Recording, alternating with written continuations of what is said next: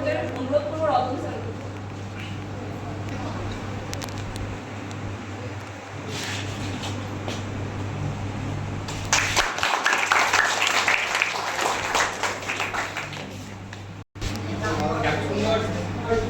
একটা পরিবেশ আজকে 22শে শ্রাবণ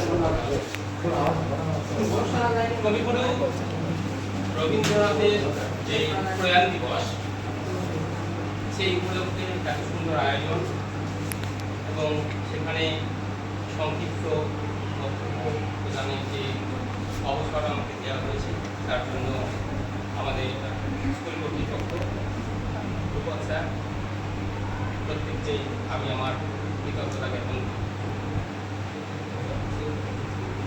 এবং এখানে উপস্থিত সকলে আমার রবীন্দ্রনাথ ঠাকুরের 85তম প্রয়াণ দিবস। তো কবিগুরু যা আমাদের দিয়ে গেছে, আমরা যে কোনো ক্ষেত্রেই দেখি না কেন, এটা অকল্পনীয়। আমার মনে হয় একজন মানুষের পক্ষে এত কিছু করা কিভাবে সম্ভব হয়।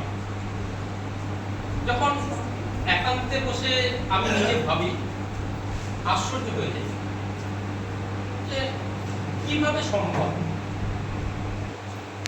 কোন ক্ষেত্র আমি বাদ দিতে পারি, দাও তোমার কি আছে আমায় দাও। তো হঠাৎ রাজার রাজা এক ভিক্ষুকের সামনে হাত পেতে দাঁড়িয়ে গেল, এই জায়গায় দাঁড় করানোর মতন সামর্থ্য বিশ্বকবি রবীন্দ্রনাথ ছাড়া কারণ থাকতে পারে না। এর দর্শনটা কোথায়?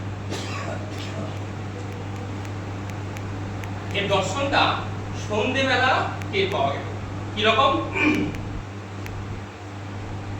তো যখন রাজার রাজা ভিক্ষা চাইল ভিক্ষুকের কাছে, তখন সে হতভম্ব।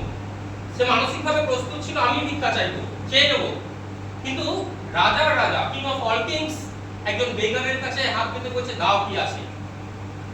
সে তো ভিক্ষুক, কৃপণ, সে তার ব্যাগ থেকে একটা চালের ভাঙা টুকরো বের করে দিল, সে নিয়ে চলে গেল।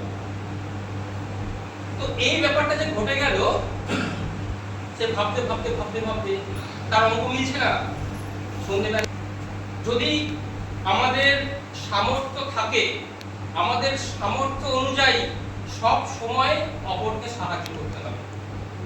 তিনি তার প্রত্যেক লেখনীতে আমাদের এই শিক্ষা দিয়ে গেছেন, যখন তোমার অবসর ঘটবে, সুযোগ ঘটবে, তুমি সুযোগ পাবে, তখন তোমার কর্তব্য তোমার 100% পালন করবে।